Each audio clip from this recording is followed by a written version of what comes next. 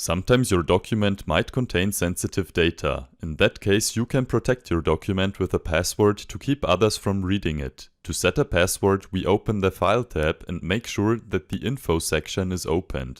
Then we click on Protect Document and choose Encrypt with Password. Now we have to set a password, click on OK, and confirm this password by typing it in again.